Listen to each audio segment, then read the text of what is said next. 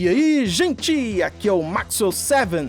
O Super Nintendo é um console bem conhecido por seus efeitos gráficos característicos, seja transparência entre diferentes objetos, mosaico para criar transições parecidas com aqueles usados em programas de TV, efeitos de janela com formatos específicos. São muitas oportunidades de tornar o seu jogo graficamente muito caprichado, mas um deles se destaca bastante: a escala e rotação de cenários. Esse foi sem dúvidas o maior chamariz do console, até mesmo antes dele sequer ter sido lançado, quando a imprensa pôde ver as capacidades do console em 1988. Para arcades, é de se esperar suporte a escalonamento e rotação, afinal são hardwares caros. Mas para um console que custará apenas $200, isso era bem impressionante. Essa função acabou ganhando um nome: Mode 7. Assim era propagado nas revistas, um nome maneiro que gruda na cabeça. Mode 7! Mas, diferente do que muitos acham, esse nome não é um bordão para botar em propaganda de TV e vender mais consoles. O nome Mode 7 é literalmente o que ele é: o modo de número 7. Modo de quê, você pergunta? O modo de background. Neste vídeo, explicarei tudo sobre os 8 modos de background do Super Nintendo e como eles foram usados nos jogos. Fiquem ligados!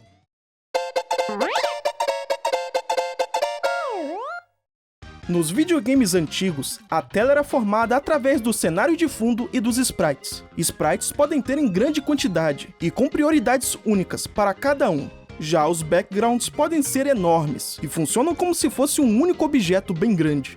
Nessa época, o padrão de número de background para consoles domésticos era de 1 a 2. O PC Engine, por exemplo, tinha apenas 1. O Mega Drive tinha 2. Já o Super Nintendo tinha no máximo 4. Uau! Mas por que eu disse no máximo? Bem, é porque dependendo do modo de background escolhido, o número de camadas disponíveis será diferente. Não só o número de camadas, como também a quantidade de cores por quadradinhos de 8x8 pixels, conhecidos como tiles. O Super Nintendo trabalha com um formato de 2 bits por pixel, permitindo 4 cores por tile, 4 bits por pixel, permitindo 16 cores por tile, e 8 bits por pixel, permitindo 256 cores por tile. Em todas elas, a primeira cor é sempre considerada transparente. Antes de começar a analisar os modos, eu preciso explicar primeiro como o console renderiza os pixels na tela. O processador gráfico do Super Nintendo não renderiza pixels individualmente, ele faz leituras em 16 bits da VRAM para ir renderizando de 8 em 8 pixels na tela. Para uma tile de 2 bits por pixel, uma única leitura de 16 bits é o suficiente para completar 8 pixels. Como podem ver, cada pixel vai ter 2 bits associados. Já para uma tile de 4 bits por pixel, são necessárias 2 leituras de 16 bits. Uma dará conta dos primeiros 2 bits e a outra dos últimos 2 bits. Antes de começar a exibir pixels visíveis, o Super Nintendo realiza 8 leituras de 16 bits na VRAM, e repete esse processo a cada 8 pixels renderizados na tela, permitindo combinar camadas com diferentes profundidades de bits. Os chamados modos de background do Super Nintendo, na verdade são configurações pré-feitas que administram essas 8 leituras de 16 bits de formas diferentes. Com isso explicado, vamos começar a analisar todos esses modos. E o primeiro deles é o Modo 0. Ele possui 4 camadas, todas elas com suporte a gráficos de 2 bits por pixel. Isso significa que a cada tile só poderão haver 3 cores e uma transparente. Felizmente, cada camada possui 8 paletas de 3 cores na CG-RAM para usar. Então, apesar de limitado, não é tanto assim. Ah, e só para contextualizar, a CG-RAM é a memória para armazenar cores em uso pelas camadas de background e sprites. Como se trata de uma RAM, você pode mudar elas quando quiser, pegando da paleta mestre do console, de 32.768 cores, um número enorme para os consoles da época. Continuando sobre as cores do modo 0, são essencialmente 24 cores por background, ou 96 cores se juntar todos. Mas lembre-se, cada tile só pode ser associado a uma paleta. Isso traz um grande desafio na criação de arte para esse modo, pois o padrão de jogos 16 bits já exigia no mínimo 16 cores por tile, utilizando gráficos de 4 bits por pixel. Essa limitação de 2 bits por pixel é o mesmo do NES, por exemplo. Mas o Super Nintendo continua em vantagem, pois o NES só tem uma camada ao invés de 4, apenas 4 paletas para o seu único background, ao invés de 8 para cada uma das 4, e uma paleta mestre de apenas 56 cores, ao invés de 32.000. Uma vantagem desse modo é que o formato gráfico é bem pequeno, então ele ocupa menos memória ROM e da VRAM. No enorme vazamento de dados internos da Nintendo que rolou em 2020, conhecida como Giga Leak, acabou vazando algumas ROMs interessantes de um projeto abandonado da Nintendo, chamado Super Donkey, compilado entre 1991 e 1992. Um jogo que provavelmente traria Donkey Kong de volta, antes da série Country, com uma possível participação do Mario e até mesmo do Link. O jogo é quase inteiro em modo zero. Parece que estavam testando o máximo que conseguiam fazer nas limitações de cores desse modo. E devo dizer, fizeram um ótimo trabalho. Ele parecia bem bonito no final das contas. Eles testaram algumas mecânicas com o uso das camadas, tipo uma fase ter 2 planos e você ir pro plano de fundo. Você poder ver o interior das casas, apesar dessa mecânica não estar implementada ainda. Usar uma camada apenas para objetos animados por HDMA, tipo essas sanfonas gigantes. E por aí vai. Dá pra ver que só estavam tentando ter ideias para usar as camadas extras. Como bem sabemos, o projeto não foi pra frente. A própria Nintendo teve dificuldade de achar uma utilidade para esse modo. Muito do estilo gráfico desse protótipo foi parar em Yoshi's Island, e esse também faz uso do modo zero em algumas partes. Na abertura, é usado para o texto na parte de baixo da tela. Esse é um uso bem inútil. Também é usado na parte de cima da tela de título, se aproveitando de apenas 2 camadas, tanto na versão de dia quanto na versão de noite. Mas na sala do Kamek antes da última batalha, ele foi utilizado para mostrar 4 camadas de Parallax. Isso sim é legal! Conseguiram adaptar muito bem o estilo gráfico sem parecer limitado em cores. Você já chegou a perceber que essa sala era meio diferente do resto do jogo? Em Earthbound, as telas de batalha usam no mínimo 3 camadas. Uma para os efeitos especiais de magia, uma para o efeito de fundo e uma para as caixas de textos. Porém, alguns efeitos de fundo mais avançados precisavam de 2 camadas ao mesmo tempo, totalizando 4 camadas. Então o modo zero foi utilizado nesses casos. Na tela de título de Equinox, os desenvolvedores deram a louca com o uso do modo zero, fazendo um monte de nuvens velozes sobrepor a tela. Em Dragon Ball Z Super Butoden 2, as 4 camadas foram necessárias para possibilitar 2 camadas próprias para cada tela, pois nesse jogo ela se divide na vertical. Aqui já fica mais notável o problema de poucas cores por tile. Na verdade só foi um uso meio ruim mesmo. Isso podia ser muito mais colorido, eles nem usaram todas as paletas. Em The Simpsons Bart Nightmare, os devs aproveitaram o estilo cartoon do jogo para utilizar o modo zero, sem parecer estar limitado em cores. E deu muito certo, por muito tempo eu nem desconfiava que esse jogo usava o modo zero. Diversas fases do jogo usam o modo, e como gráficos de 2 bits por pixel são bem leves, é uma alternativa para usar menos espaço da ROM. Acho interessante essa fase do comichão e coçadinha, que apesar de usar o modo zero, ela possui esse shading cheio de cores no chão, e na parte de cima da tela também. Eles conseguiram isso alterando as cores linha a linha, com um efeito de semi-transparência, usando a função HDMA do console. Bem inteligente. Mas assim que você olhar com cuidado, ainda verá algumas limitações desse modo. No mapa principal, o ônibus que passa pela rua é uma das camadas, e graças a isso, ele pôde ter mais assentos na versão de Super Nintendo. Isso não é uma maravilha? Yay! O jogo todo tira proveito desse modo, nem sempre usando todas as camadas, mas às vezes que usa, até que faz bonito. Pena que o jogo é uma porcaria. Logo, todos os meus elogios são inválidos. Em SOS, um jogo de sobrevivência em um naufrágio antes mesmo do gigante sucesso do filme Titanic, há uma sala bem no final do jogo em que o modo zero é usado. Um caso bem parecido com Yoshi's Island. Alguns outros jogos fazem uso bem parcial desse modo. Super Mario Kart usa nos menus e no horizonte das pistas. Vários RPGs usam nos menus para ter diferentes camadas de texto, tipo Final Fantasy IV, Final Fantasy V, Star Ocean, Tales of Phantasia e mais alguns outros. Detalhe para esses dois últimos que eu citei, pois eles também fazem uso de HDMA para ter mais cores em tela, como podem ver nesses degradês do fundo. Atualmente estão começando a usar o modo zero em hacks de Super Mario World, e os resultados são incríveis, demonstrando muito melhor o potencial desse modo em comparação aos jogos que usaram no passado. Na minha hack The Legend of Zelda The Mini Quest, eu foquei em usar o modo zero em maioria das fases, oferecendo o máximo do Parallax.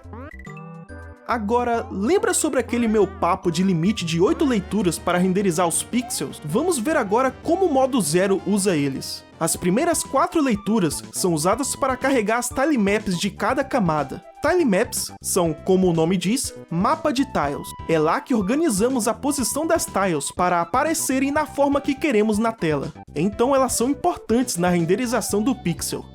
Nas próximas 4 leituras restantes, são lidas as tiles de 2 bits por pixel da camada 1, 2, 3 e 4. E pronto! Todas as 8 leituras prévias foram usadas. Esse é o máximo que você vai ter em número de camadas.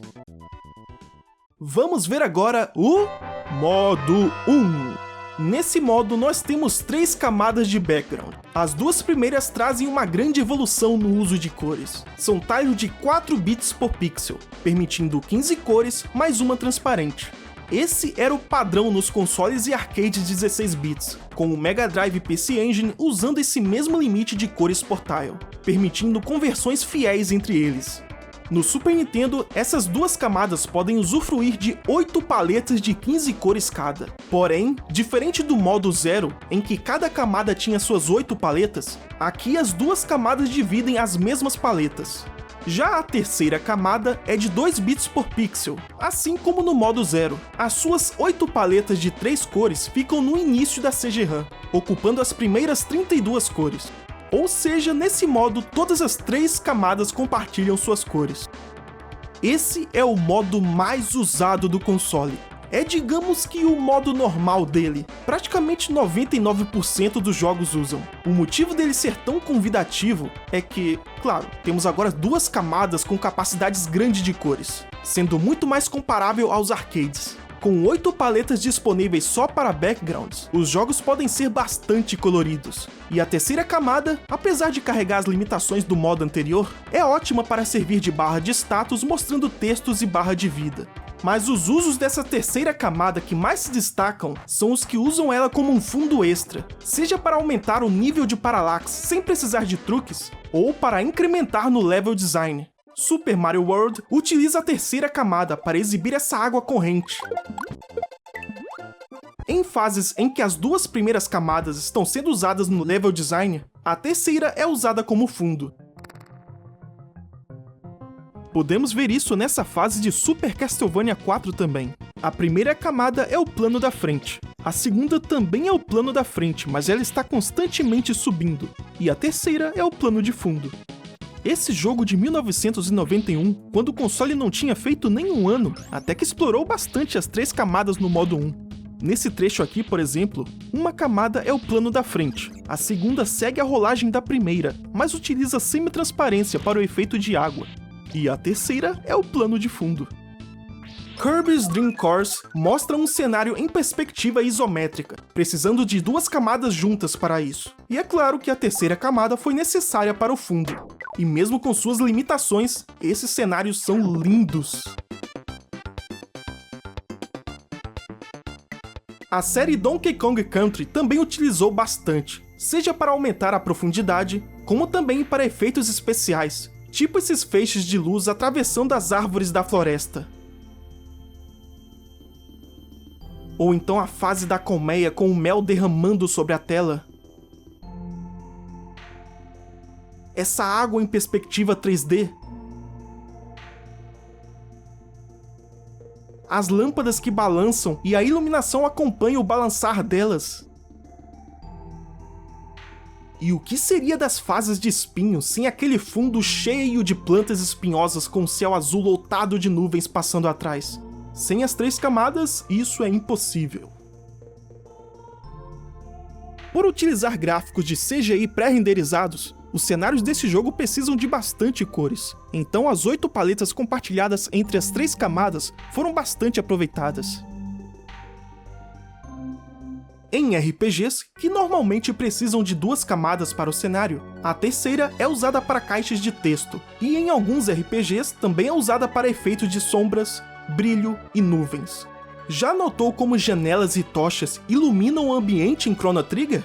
Ou então como o cenário tem efeito de sombra? Isso é ainda mais explorado em Tales of Phantasia. As sombras desse jogo são muito legais. Ele também era usado para ataques especiais mais complexos. Então essa é uma qualidade muito grande do modo 1. Muitos jogos multiplataformas entre o Super Nintendo e o Mega Drive acabaram se aproveitando dessa terceira camada, geralmente adicionando neblina, chuva, fundos extras, etc. Um exemplo interessante é essa área secreta de Earthworm Jim 2, com um caminho de carne seca estática e vários garfos móveis. Com somente 2 camadas disponíveis, a versão de Mega Drive acabou ficando sem opção para ter um fundo. Com o Super Nintendo tendo uma camada extra, foi possível ter um fundo.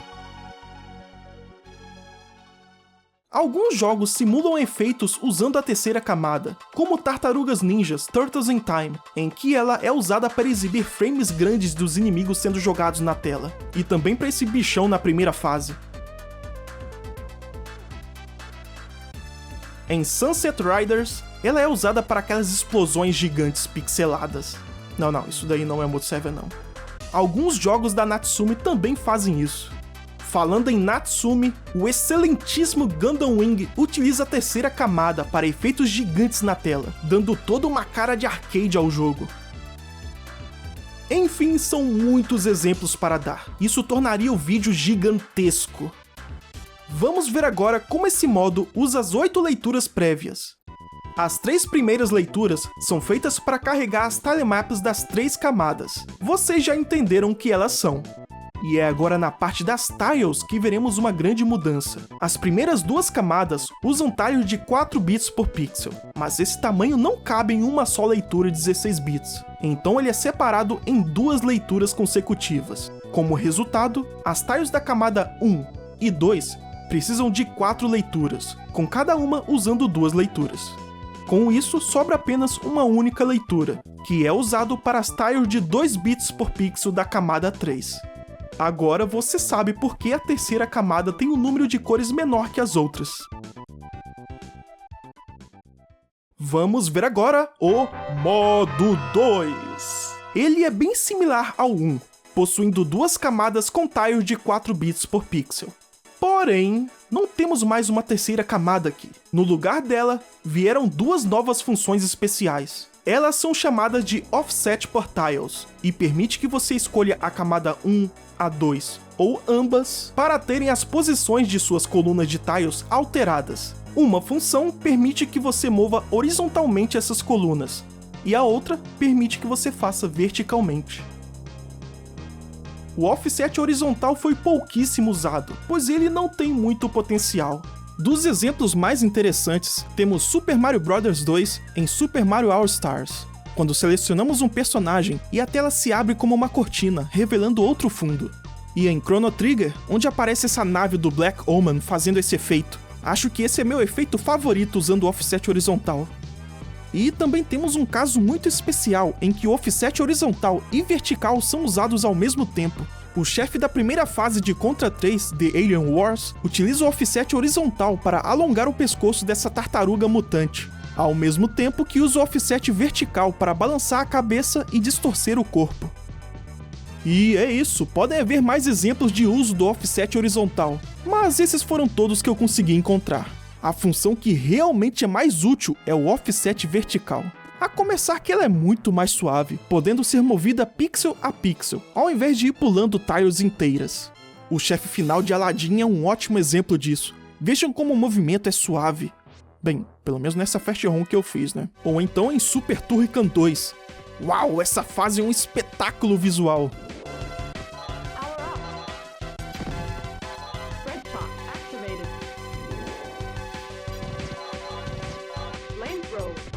Em Em Yoshi's Island, ele é usado algumas vezes nos castelos para mover uma mesma camada em níveis verticais diferentes, tipo nesses castelos. Também para esse efeito de lava em onda.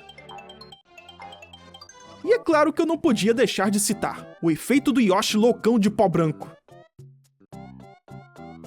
Em Run Saber, na última fase tem um trecho de queda livre em que o jogo muda de modo 1 para 2, e daí vemos o offset vertical em uso no fundo para dar profundidade.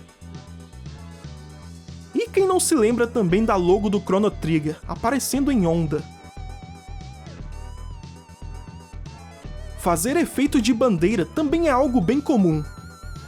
Até eu já fiz isso, aliás. Vejam essa bela bandeira do Brasil que eu programei há um tempo atrás usando essa função. Um jogo que explora bastante esse modo é o Prehistoric Man, desde a primeira fase com as pontes molengas, que não usam sprite, há até esses icebergs que ficam tombando para os lados. Simplesmente lindo. Tem também essa árvore que entorta para o lado em conjunto com line scrolling, que é possível com o HDMA do Super Nintendo, para simular uma rotação parcial. Falando em simular uma rotação parcial, Star Fox é outro que faz uso dele. Algumas fases do jogo usam o modo 1, mas a grande maioria delas usam o 2 para poder entortar levemente o cenário. Time Tracks, além de usar o modo 2 durante o jogo inteiro, para fazer esse efeito maluco aí, também faz rotação parcial nessa fase com um helicóptero. Não, isso não é o modo 7. Um jogo que depende mais desse modo é o Tetris Attack, pois em modo multiplayer ou com a CPU, cada lado vai ter um movimento vertical diferente usando a mesma camada. Super Puyo Puyo, ou Kirby's Avalanche, também usa para o efeito de avalanche das peças caindo. No protótipo de Pugsy para Super Nintendo, um efeito de rotação parcial foi implementado utilizando esse modo durante a luta contra esse chefe. Esse jogo nunca chegou a ser lançado oficialmente para o Super Nintendo, mas a versão original de Mega Drive sim. E falando nele, vale destacar uma informação importante. O Mega Drive possui uma função semelhante ao offset portátil do Super Nintendo, conhecida como Column Scrolling. Essa função foi amplamente utilizada no console da Sega, pois não exigia uma troca de modo de background para ser usada. Ela apresenta vantagens e desvantagens em relação ao do Super Nintendo. No Super, cada coluna de tiles tem 8 pixels de largura, permitindo offset de até 32 colunas na tela.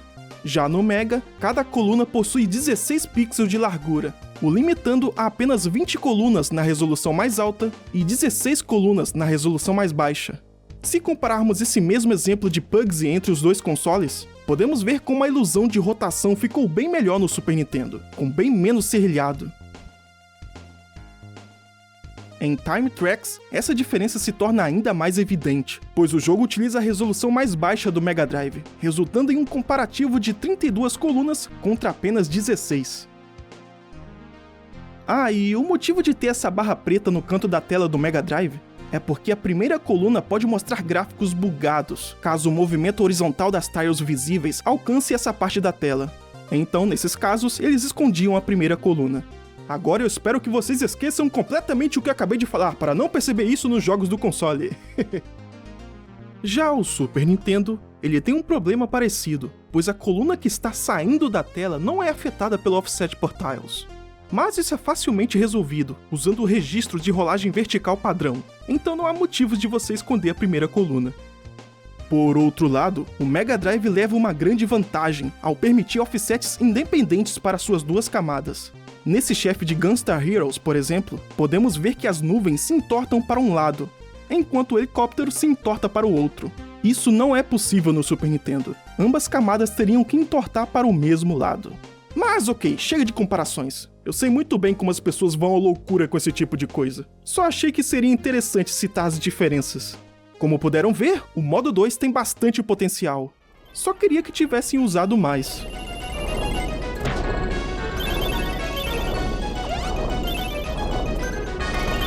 Agora vamos ver como esse modo usam as 8 leituras prévias. Temos 2 camadas, então as primeiras 2 leituras são usadas para suas tilemaps. Depois temos as 2 novas funções, o offset por tile horizontal e vertical, cada uma ocupando uma leitura. E por último, como ambas camadas são de 4 bits por pixel, as tiles de cada camada vão ocupar 2 leituras. E pronto, limite atingido. Vamos ver agora o modo 3. Temos mais algo especial nesse modo. Novamente são 2 camadas, mas a primeira camada usa tiles de absurdos 8 bits por pixel. Isso significa que você pode acessar todas as 256 cores da CG-RAM. São tantas que sequer precisa ser separado em paletas. Você acessa até mesmo a área reservada para sprites, que é a segunda metade da CG-RAM. O nível de detalhe em cores que você consegue nesse modo é altíssimo. A segunda camada, assim como no modo anterior, é de 4 bits por pixel. Logo, ele também usa 8 paletas de 16 cores compartilhadas com a primeira camada. A grande vantagem desse modo é bem óbvia: poder ter imagens muito bonitas no Super Nintendo. Em Super Mario All-Stars, o modo 3 foi necessário para que todas as capas dos jogos mantivessem o maior número de detalhes possíveis na conversão. Mas um grande problema de usar esse tipo de gráfico é o tamanho do arquivo. 8 bits por pixel, ou seja, 1 byte para cada pixel, é um tamanho muito grande para ROMs minúsculas da época. Nos primeiros anos do console, seria loucura usar esse modo. E tem também o problema de tamanho de VRAM do Super Nintendo. Com gráficos desse tamanho, para ocupar uma tela inteira você vai usar todos os 64 KB, sobrando nem espaço para a segunda camada e para os sprites. Creio que um dos primeiros jogos a usar esse modo foi Secret of Mana, durante a introdução. Porém, para salvar espaço na ROM, eles usaram uma compressão com perdas bem pesada. No final da conta, não sei se valeu a pena não. A versão japonesa do jogo tem uma compressão mais leve, mas ainda dá a impressão de um JPEG dos anos 90. Como o valor dos chips de ROM foi abaixando com o tempo, alguns jogos passaram a usar esse modo, geralmente para telas de título, cutscenes e logos. Como esse tipo de gráfico devora o espaço de VRAM, usar em gameplay não era recomendado, pois limitava muito a quantidade de tiles únicas. É por isso que, apesar de Donkey Kong Country necessitar de muitas cores por usar gráficos de CGI pré-renderizados, os desenvolvedores ainda optaram por usar o modo 1 padrão em quase todo o jogo. Exclusivamente na versão japonesa de Donkey Kong Country, o Super Donkey Kong, utilizaram o modo 3 para mostrar essa linda imagem da turma toda, na qual eu estou usando de exemplo nesse vídeo. Por outro lado, em todas as versões do jogo, o modo 3 também é usado na logo da Rareware para fazer essa animação complexa de ciclo de cores. Dá uma olhada na CG-RAM e veja como foi feito.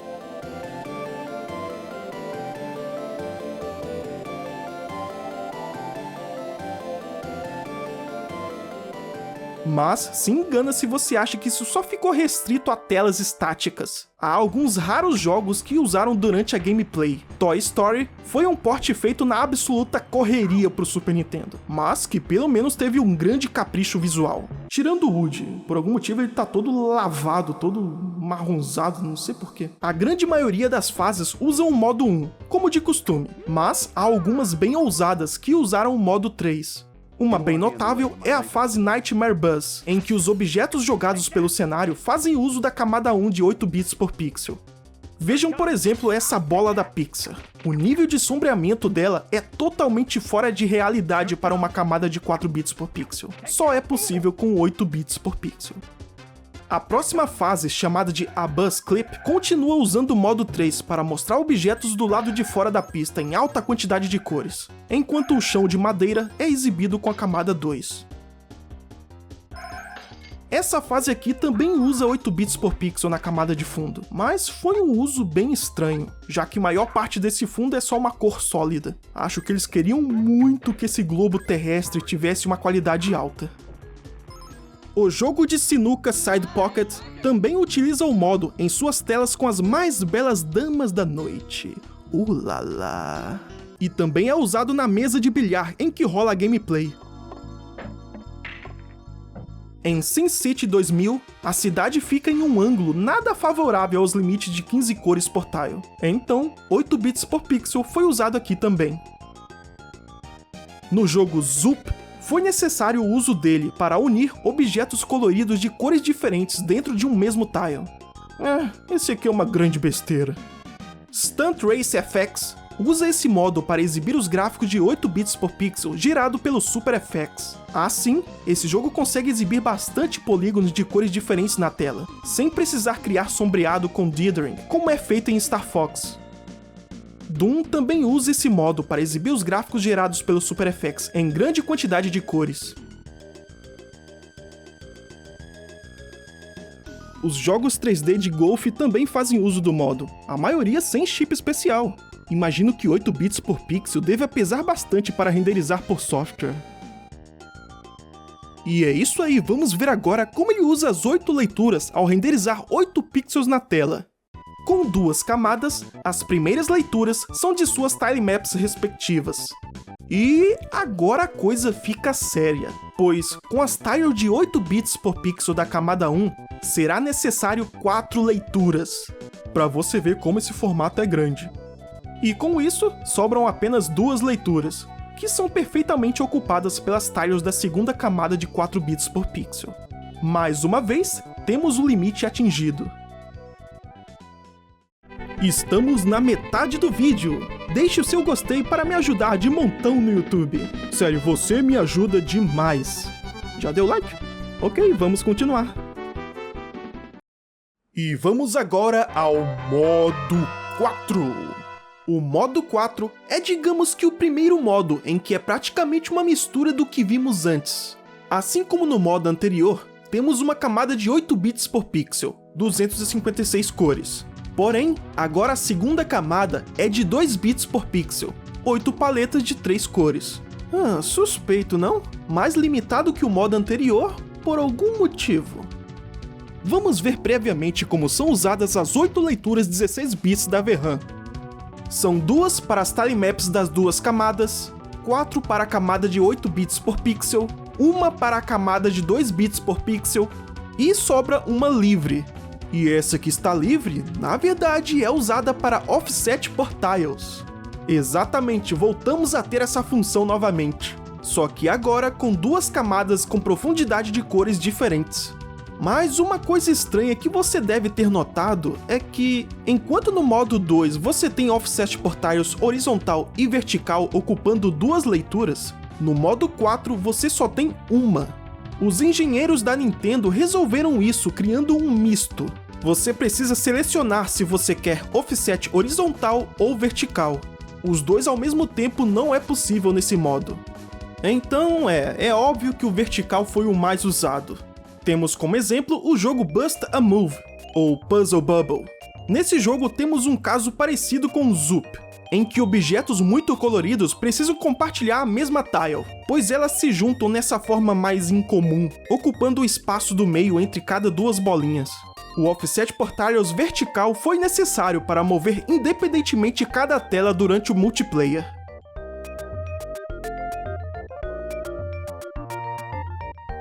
Um jogo chamado Super Bonk 2 utilizou esse modo, e por incrível que pareça, usou o offset horizontal durante a animação da abertura.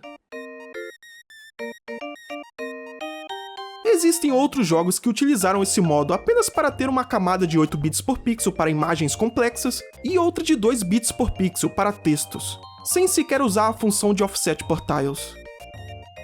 Mas, para aderir a essa pequena lista de jogos que usam esse modo, eu fiz esse pequeno jogo para o Super Nintendo chamado Find Luigi, em que eu uso o modo 4 o tempo todo para ter imagens com alto número de cores, e aproveito também para fazer alguns efeitos. Na primeira imagem eu faço uso do offset horizontal, enquanto no resto do jogo eu uso o vertical, tipo nas letras descendo individualmente aqui, e durante o jogo os elementos da HUD se distorcem na vertical. Bom, como já discutimos a respeito das 8 leituras, vamos para o próximo. O modo 5 é bastante especial. Novamente temos 2 camadas, uma de 4 bits por pixel e outra de 2 bits por pixel. O uso da CGRAM é parecido com o modo 1, só que sem uma camada de 4 bits por pixel compartilhando cores com a primeira. Ok, legal. E aí? Bom, meus amigos, chegamos no primeiro modo de background que permite alta resolução. A resolução padrão do Super Nintendo é de 256 por 224. Porém, nesse modo, a resolução passa a ser 512 por 224. Isto é, 2 vezes mais larga. E se você ativar o modo de imagem entrelaçada, que nem o sinal de TV da época, a resolução passa a ser 512 por 448, 4 vezes a resolução padrão. Nesse modo, cada tile deixa de ser de 8 por 8 pixels e passa a ser de 16 por 8, ou seja, 2 vezes mais larga. O modo como a alta resolução funciona é aproveitando de algo que o Super Nintendo está sempre fazendo, que é renderizar 2 planos de telas diferentes, main screen e subscreen. Essa separação é importante para efeitos de semi-transparência, com um plano opaco e outro translúcido. Mas, nesse modo, é útil para aumentar a resolução, com pixels pares em um plano e pixels ímpares em outro, formando uma imagem com um dobro de resolução. Esse modo foi pouquíssimo usado, pois meio que não fazia muita diferença nas TVs de tubo com cabo AV e RF. Além disso, os gráficos vão ocupar o dobro do espaço da VRAM. Será que vale a pena? O único jogo que utilizou o modo 5 em totalidade foi o RPM Racing, um jogo bem ruim, na minha opinião. Apesar de ter uma ótima tela de título com uma linda pixel art de alta resolução, o resto do jogo não recebeu o mesmo carinho. Tudo é muito básico e feio, e o movimento também é todo travado. Esse jogo acabou gerando alguns boatos falsos sobre o modo de alta resolução do Super Nintendo, com esses dois sendo os mais comuns. Primeiro, na verdade, nesse modo você tá limitado a 16 cores, por isso o jogo é muito feio. Na verdade, não. Se você pensava isso, eu não te julgo, pois até eu já caí nesse conto há muitos anos atrás. Mas, como eu mostrei antes, o acesso a CG-RAM é praticamente o mesmo do modo 1, só tem uma camada a menos. Ou seja, você tem 8 paletas de 15 cores para a camada 1 e 8 paletas de 3 cores para a camada 2, com ambas compartilhando o mesmo espaço. Como prova, eu fiz essa homebrew para Super Nintendo, utilizando todas as paletas no modo de alta resolução. Parece bastante colorido, não? Tipo, muito mesmo. E o segundo boato diz que... a alta resolução pesa muito mais na CPU, é por isso que ninguém usou. Não exatamente. Quem está produzindo a alta resolução é a SPPU, o processador gráfico. O fato de estar em maior resolução é completamente invisível para a CPU. Então, não, a performance ruim do RPM Racing não tem a ver com alta definição. E uma boa prova disso é que na versão japonesa do jogo, os desenvolvedores resolveram usar o modo 1 normal mesmo, com a resolução padrão. E a performance continua exatamente igual. Voltando ao assunto, lembra que estamos falando de modos de background, certo? Então, eis algo meio decepcionante. A alta resolução só funciona nos backgrounds. Os sprites continuam na resolução original. Isso é algo que dá pra notar no RPM Racing. Os carros parecem bem mais pixelados que o fundo. Então, a mistura de pixels de tamanho diferentes é impossível de escapar aqui. A menos que, sei lá, o seu jogo não use sprite nenhum. Em Porky Pig's Haunted Holiday, o jogo de terror do Gaguinho, eles utilizaram alguns fundos de alta resolução no início de algumas fases, de maneira bem aleatória mesmo.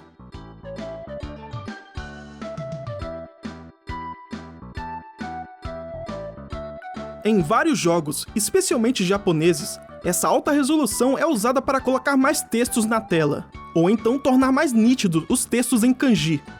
Tokimeki Memorial é um simulador de namoro bem japonês. Foi feito para o Super CD-ROM do PC Engine, capaz de resoluções bem altas e customizáveis. No caso desse jogo, a resolução usada foi de 341 por 224. E no port para Super Nintendo, para manter a quantidade de textos em tela, o modo 5 foi utilizado para ter maior resolução horizontal. O jogo Cyphalion usa a resolução total nos menus e textos da abertura. Veja que nitidez incrível! Secret of Mana usa no menu de maneira bem simples.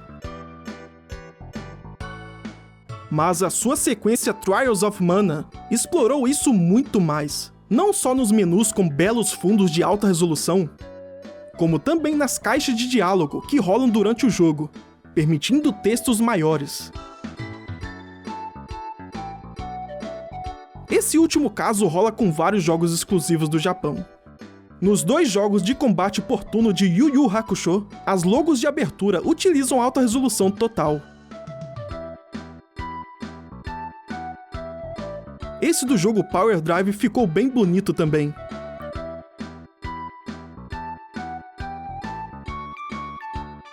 Em Jikyo Keiba Simulation Stable Star, o status dos cavalos competidores são exibidos nessa resolução.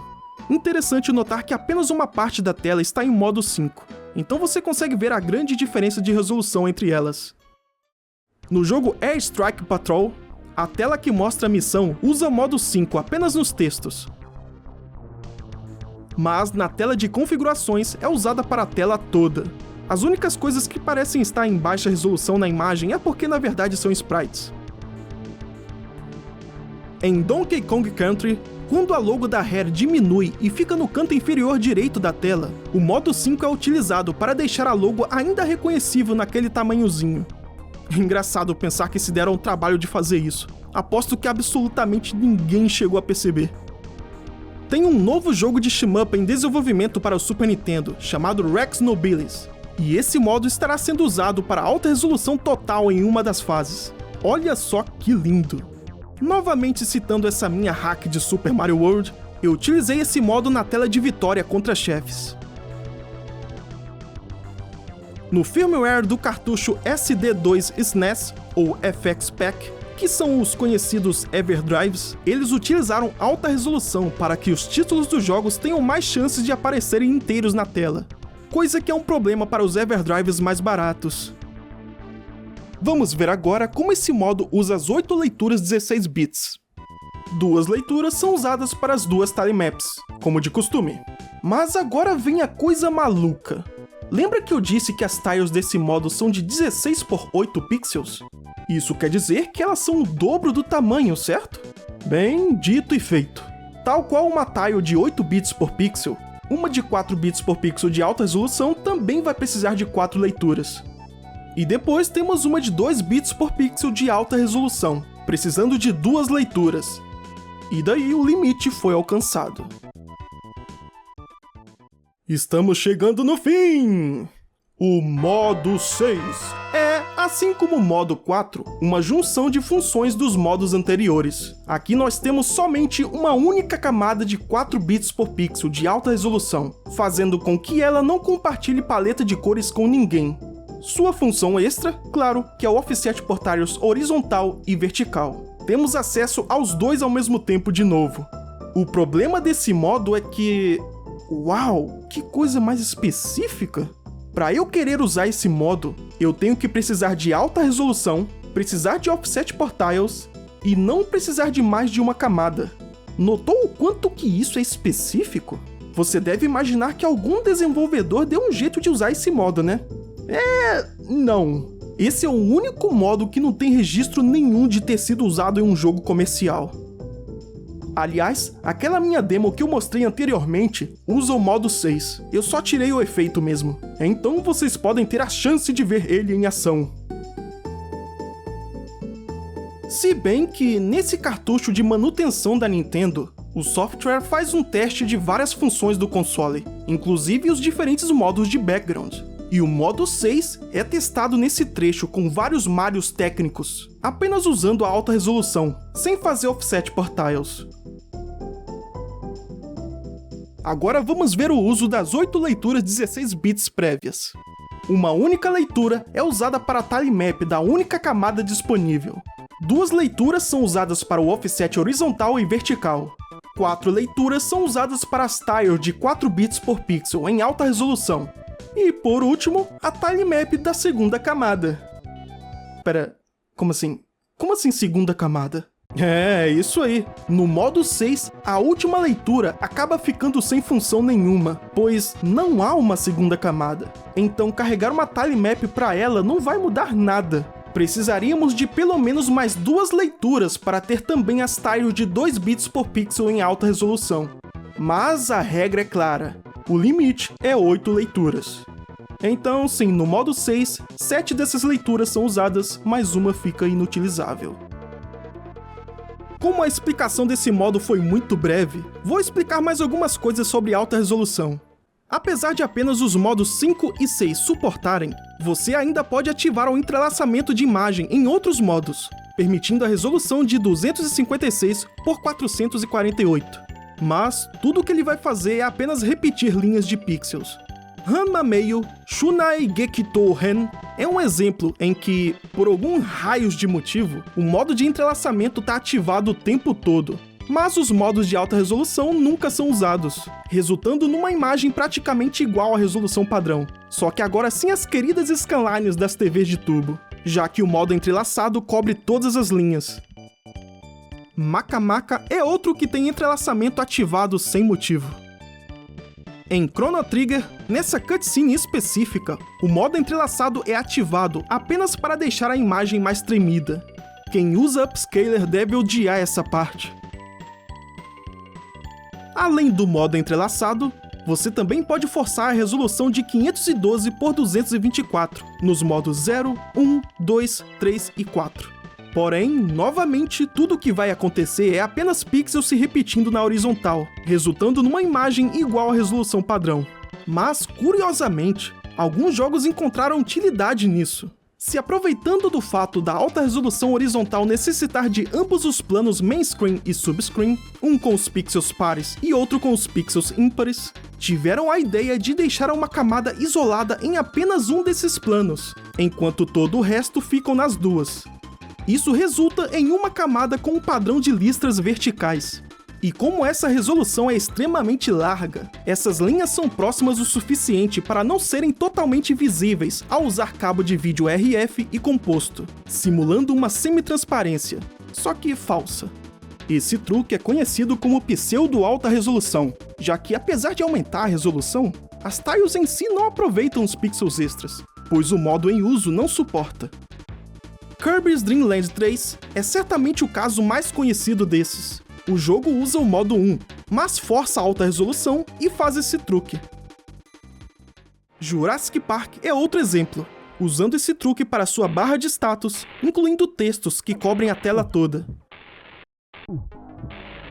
Crayon Shinshan Arashi yo Yobu Enji usa esse truque em uma fase específica.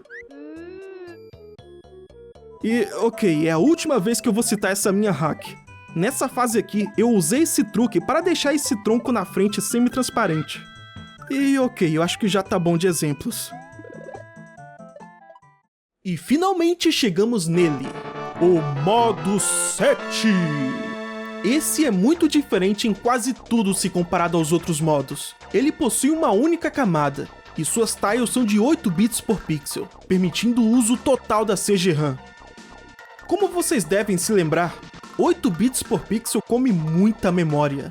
Então, para salvar espaço no cartucho, a grande maioria dos jogos que usam o modo 7 simplesmente fazem uma conversão por software de 4 bits por pixel para 8, antes da fase iniciar, permitindo o uso das especialidades desse modo, sem necessitar de armazenar esses grandes arquivos gráficos na ROM. E quais são essas especialidades? Bem, acho que já está bem óbvio só de ver os exemplos na tela. Nenhum outro modo de background se compara a esse. Com ele, você tem acesso a 6 registros especiais. Matrix A controla a escala vertical. Matrix B controla o entortamento vertical. Matrix C controla a escala horizontal. E Matrix D controla o entortamento horizontal. Vocês devem ter notado a ausência de rotação. Isso, na verdade, precisa ser programado à mão, utilizando esses 4 registros ao mesmo tempo.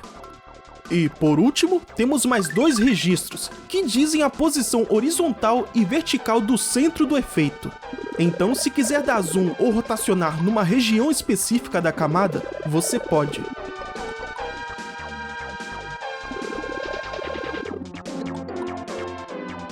curiosidade interessante sobre esses registros é que, se você não usar o modo 7, o Matrix A e B podem ser usados para fazer multiplicação rápida entre um número 16 bits e outro 8 bits. Top Gear, por exemplo, não usa o modo 7 durante a gameplay, mas usa os seus registros para multiplicar os valores responsáveis pelo ângulo e elevações das pistas. E bem, não preciso dizer o quão esse modo foi usado, né? Já nos 2 jogos de lançamento tivemos alguns usos variados. Em Super Mario World, temos uma plataforma que rotaciona para os lados e devemos empurrar o inimigo para fora dela. Alguns chefes são a própria camada do modo 7, podendo ter animações bem suaves de rotação e escala. E a estrela do show, o Bowser, não poupa oportunidades em demonstrar o quão sua nave palhaço é legal, se afastando e se aproximando da tela a cada intervalo. Aliás, essa deve ter sido a batalha final mais spoileada da história dos jogos, pois ela era usada na divulgação do jogo, mostrando do que o novíssimo Super NES era capaz. E junto a ele, no lançamento, estava lá o F-Zero, um jogo de corrida como nenhum outro. Você realmente se sentia em um espaço 3D, podendo fazer curvas de 360 graus, dar saltos na pista, podendo pousar em outras áreas, tudo numa suavidade impressionante. Esse foi o jogo que mostrou o quão poderoso era esse novo hardware, além de demonstrar uma capacidade incrível do modo 7, perspectiva 3D. Isso era feito recalculando a escala e rotação da camada a cada linha, usando a função HDMI do console. E foi nessa fórmula que muitos jogos saíram usando esse modo, criando novas mecânicas de level design, chefes e diferentes tipos de jogos até. Muitos jogos usam só pelo visual mesmo, e eu não vejo problema nisso. Se for bem feito, o resultado é de encantar os olhos. Eu sempre gosto quando usam o modo 7 em chefes. Eles sempre acabam se destacando entre os outros. A Capcom não se aguentava. Todos os 3 Magical Quests têm pelo menos um chefe que usa o modo 7.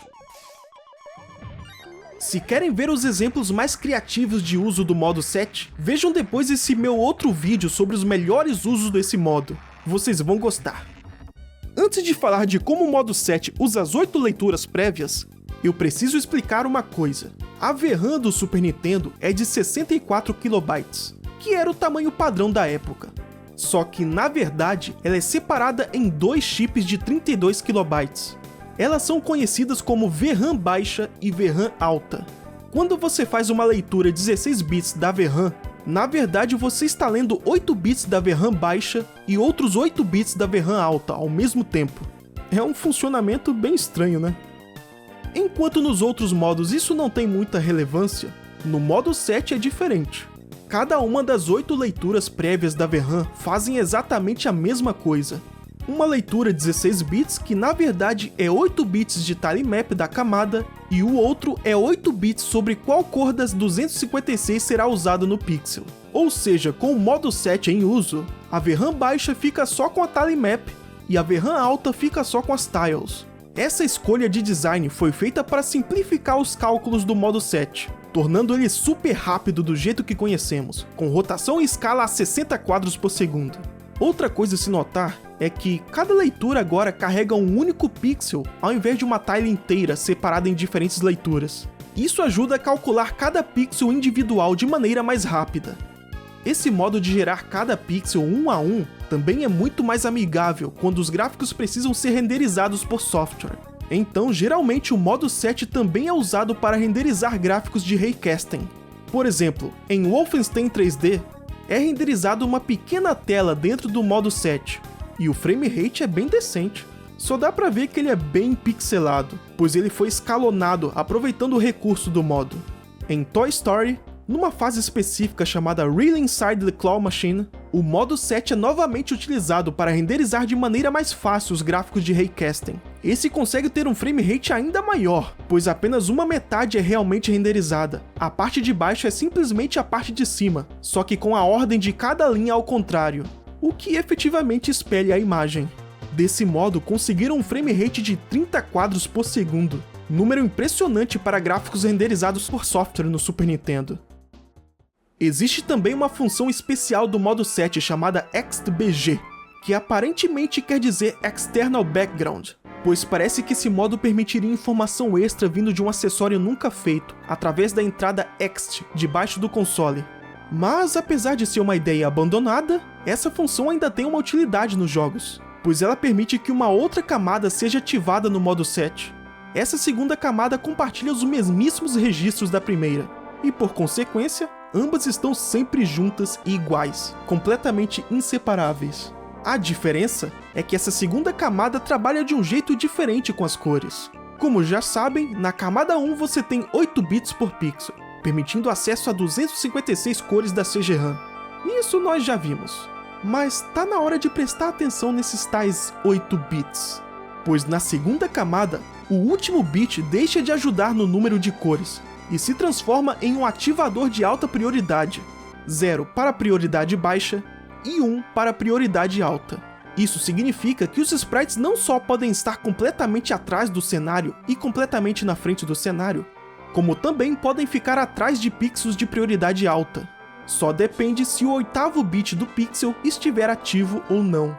Isso é especialmente útil nesse modo, pois, diferente das tilemaps dos outros modos, na qual elas permitem que você ative a alta prioridade para as tiles que quiser, no modo 7 isso não é mais possível. Então, o ExtBG te permitir fazer isso para cada pixel é uma baita compensação. Com 1 bit para controlar a prioridade, sobram 7 bits para as cores, e com apenas 7 bits, você só pode acessar as primeiras 128 cores da CG-RAM. Mas isso não é um grande problema. 128 cores sem a limitação de ter diferentes paletas de 15 cores ainda é muito. Contra 3 utilizou essa função para as fases de visão de cima, permitindo com que sprites escolhidos passem por debaixo das pontes.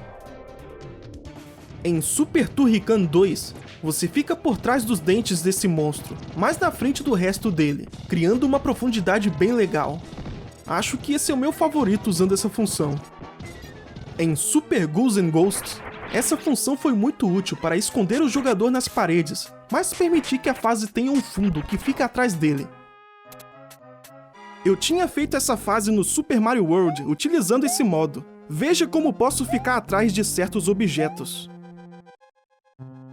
E tem mais um monte de jogos que usam, mesmo que sem motivo às vezes, sem realmente se aproveitar das prioridades. Apesar de eu ter explicado bastante sobre o modo 7, ele é complexo o suficiente para ainda ter um vídeo longo só para ele. Então não ache que eu fechei o caixão aqui. Bem, eu dei alguns exemplos de jogos durante o vídeo, mas há muito mais exemplos de jogos por aí. Do modo 1 e 7 especialmente, foram os mais utilizados de todos. Acho que vocês já sabem disso, mas também existe a possibilidade de ter diferentes modos ao mesmo tempo na tela, bastando alterar o modo em qualquer linha. E isso é feito por praticamente todos os jogos, para aproveitar a função de um modo enquanto usa outro. É até difícil encontrar usos do modo 7 que não compartilham a tela com outro modo. É assim que podemos ter caixas de diálogo em alta resolução enquanto usam um cenário em modo 1. Um chefe que rotaciona enquanto tem um HUD na tela que não usa sprites, e etc. Felizmente, com a função HDMA do console, isso pode ser feito de maneira super simples. Tem vídeo no canal sobre isso. Há mais duas coisas que eu gostaria de acrescentar, mas que só vou entrar em detalhes em vídeos futuros. Primeiro, há uma opção no console chamada Direct Color, em que os modos de background que suportam 8 bits por pixel, como o modo 3, 4 e 7, ao invés de usar esses 8 bits para direcionar a uma cor da CG-RAM, irão referenciar valores RGB próprios, deixando a CG-RAM livre para outras coisas. Mas isso vai ficar em um vídeo apenas sobre cores do Super Nintendo. E a segunda é que o console tem uma opção chamada modo Overscan, na qual a resolução vertical deixa de ser 224 linhas e passa a ser 239, e no modo de imagem entrelaçada, passa a ser de 448 linhas para 478. Essas linhas extras não eram visíveis nas TVs de tubo com sistema de 60 Hz, como o NTSC e o PALM usado no Brasil, então não valia a pena usar, afinal ninguém ia ver. Elas só eram úteis para sistemas europeus de 50 Hz, como o PAL, pois ele tem muito mais linhas que o padrão americano. E com mais linhas para serem preenchidas, o modo overscan do console entra em bom uso, apesar de ainda não completar a tela toda. Eu só citei o modo overscan aqui para registrar que a resolução máxima do Super Nintendo é de 512 por 478, ao usar o combo de alta resolução, vulgo modo 5 e 6, modo entrelaçado e modo overscan. Mas desse assunto eu vou deixar para explicar melhor em um vídeo sobre a proporção de tela do Super Nintendo. Então é isso, espero que tenham gostado. Esse é um assunto que me interessa bastante, e espero que eu tenha conseguido deixar claro as capacidades e limites de cada modo. E agora eu gostaria de saber de você, qual o modo que você mais acha interessante? Só que tem uma regra, não vale o modo 7. Comenta aí. E é claro, se tiver alguma dúvida sobre algo falado no vídeo, pode comentar que eu adorarei responder. Tchau, gente, e continuem ligados no Maxus 7!